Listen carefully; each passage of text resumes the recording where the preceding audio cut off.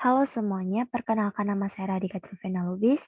Nah, pada video kali ini saya akan menjelaskan tentang cara membuat suatu website. Terkhusus di sini yaitu website universitas. Eh, untuk tampilan ini saya ambil dari Google, yaitu dari Colorlib yang admin LTI 3. Yang sudah saya modifikasi tentunya, dan sudah saya bagi-bagi menjadi beberapa bagian agar lebih mudah diedit. Langsung saja untuk tampilan yang pertama di sini saya bagi menjadi ada beranda, dosen, mahasiswa, dan informasi atau pengumuman. Nah, di sini ada 3 item lagi yaitu jadwal perkuliahan, fakultas dan program studi, serta fasilitas. Nah, pada bagian dosen dan mahasiswa ini, jika kita klik, maka akan diarahkan ke halaman login. Nah, misalnya kita klik mahasiswa. Nah, langsung ke login mahasiswa. Ini contohnya kita masuk ke email, sandinya juga bebas, kemudian login. Nah, kita kan diarahkan ke beranda mahasiswa. Nah, untuk beranda mahasiswa ini ada beberapa item juga, yaitu ada beranda, mahasiswa, absen, dan nilai. Nah, di sini nilainya terbagi dari nilai UTS, UAS, dan IP atau IPK. Gimana sih cara buatnya? Itu gampang saja.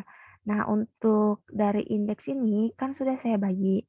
Nah, bagian untuk sidebar-nya itu saya pisahkan ke sini. Kemudian pada bagian mahasiswa, kita ganti linknya menjadi link form yang akan kita gunakan untuk login. Begitu juga dengan dosen. Untuk eh, dosen juga akan diarahkan ke form login dosen. Tadi langsung masuk ke beranda mahasiswa. Nah, untuk beranda mahasiswa ini eh, kita memiliki ada mahasiswa, absen, nilai, dan UTS, UAS, IP, IPK. Nah, gimana cara agar kita bisa diarahkan dari login ke beranda mahasiswa? Itu kita taruh linknya di sini. Dari form login kita buat di form action-nya, di mana itu yaitu beranda mahasiswa. Nah, untuk video ini saya belum membuat beranda dosen. Jadi kita bisa mempraktikkannya sama-sama. Nah, untuk kita buat file namanya beranda dosen. Kemudian untuk beranda mahasiswa kita copy semuanya saja. Kemudian kita pastekan di sini. Nah, kita modifikasi sebagian. Ini kita ganti menjadi beranda dosen.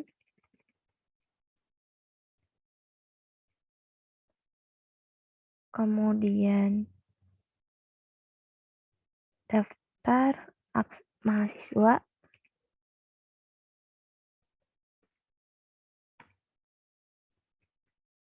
Siswa mata kuliah. Daftar mahasiswa saja. Kemudian jadwal informasi pengumuman kita samakan saja. Di sini kita ganti jadi nilai. Input nilai. Kemudian ini untuk rekap absen. Dan ini dosen. Kita simpan. Kemudian kita masuk ke codingan login dosen. Kita ganti di actionnya itu beranda dosen.php. Nah, kemudian coba kita buka. Nah, kita dari halaman utama. Kita klik yang dosen. Nah, kita login. Ini bebas. Email sama passwordnya. Kemudian login. Nah, kita akan diarahkan ke beranda dosen. Nah, di sini ada beranda, dosen, rekap absen, input nilai untuk UTS, UAS, IP, dan IPK. Nah, ini belum kita ganti, bisa kita ganti di link beranda dosen. Misalnya kita buat SKS mata kuliah.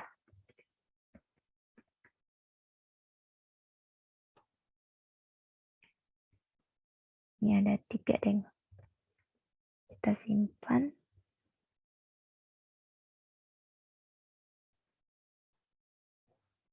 Oke. Kalau kita lihat tampilannya, nah ini untuk namanya title-nya belum diganti ya. Kita sekalian ganti saja menjadi halaman dosen.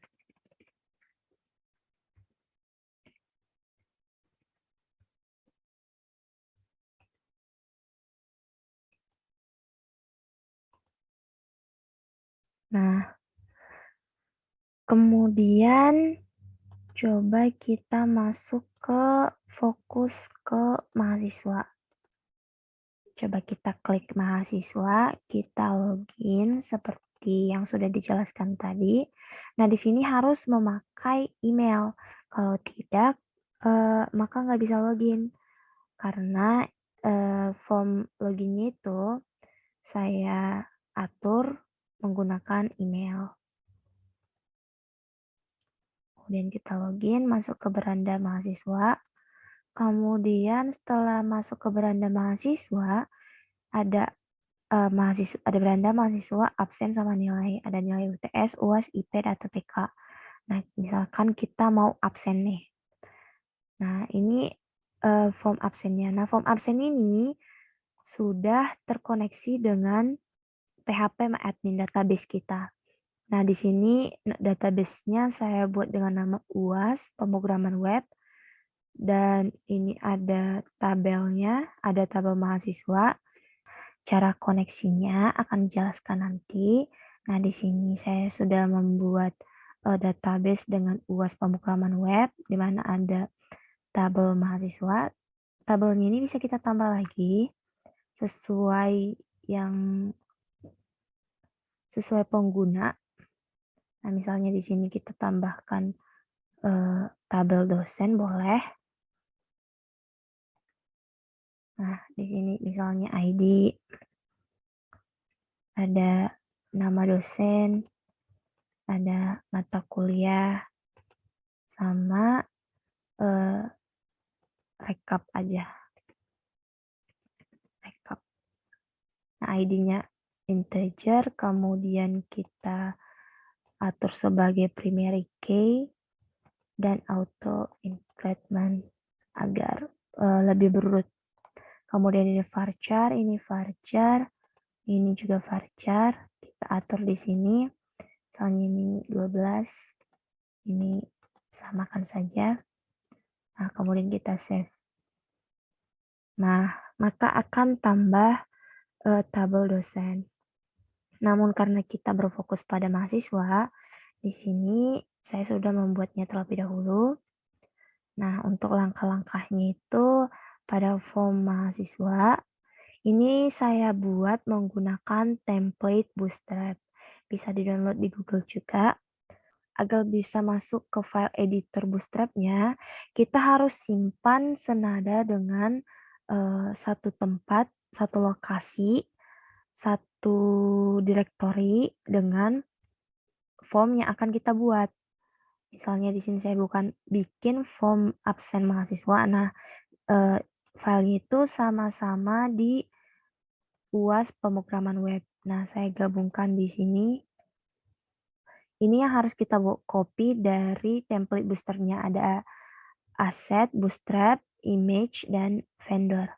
Nah, kemudian karena saya sudah satukan dalam satu folder, cara memanggilnya itu yaitu dengan menambahkan library di depan link href-nya. Oke, selanjutnya di sini juga ada tabel. tabelnya sudah saya buat terlebih dahulu. Nah, di sini ada tampilkan untuk menampilkan datanya. Nah, untuk terkoneksi itu kita tadi menggunakan ini. Nah, di mana kita harus inisialisasi hostname, user database, password user, dan database name. Nah, di sini hostname-nya itu localhost, user database-nya root, ini default ya. Kemudian passwordnya tidak ada, saya kosongkan. Kemudian database name-nya yaitu UAS pemrograman web. Yang ini. Untuk tampilan, proses, hapus, dan editnya sudah terkoneksi dengan database koneksi. Nah, di sini saya namai database koneksi. Nah, kemudian ini codingannya. Langsung kita coba saja. Untuk absennya, misalnya kita buat absennya Caca. Kemudian program studi hukum, statusnya hadir. Nah, kita proses datanya, proses absen, data berhasil disimpan, oke. Nah, kembali ke form absen mahasiswa. Itu caranya dari proses absen ini. Nah, ini. If proses, di mana prosesnya ini sudah diinisialisasikan terlebih dahulu, di-insert into tabel mahasiswa. Nah, ini nama mahasiswa, prodi absen harus sesuai dengan yang di sini. Tidak boleh salah. Kemudian pakai script. Mana jika data tersimpan, maka akan kembali ke form absen.php. Nah, jika tidak, tetap akan kembali ke form absen.php. Selanjutnya, kita akan lihat apakah sudah ditambahkan. Nah, Caca masuk ke database. Selanjutnya, kita coba menghapus. Kita hapus Radhika Tripena Lubis, hapus. Nah, data berhasil dihapus. Kita reload. Kemudian kita lihat apakah Radhika terhapus. Nah, di sini Radhika Tripena Lubis juga sudah terhapus. Kemudian kita coba bagian edit. Nah, di sini namanya lalala. Jadi kita ubah menjadi Radhika Tripena Lubis. Kemudian ini program studi kita buat sistem informasi. Kemudian statusnya dari hadir ke izin. Kita proses. Nah, data berhasil diupdate. Coba kita lihat. Tadi lalala. Coba kita reload. Nah, sudah berganti ke Radhika Trivena Lubis. Nah, pada form absen ini kita sudah berhasil menerapkan create, read, update, dan delete. Nah, di sini kita sudah meng-create tabel, form, kemudian kita bisa melakukan read, membaca.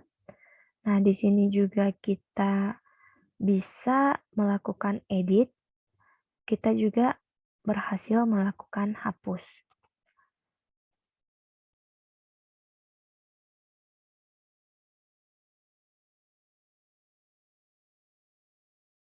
Nah, segitu saja dulu. Untuk item lainnya mungkin di video selanjutnya.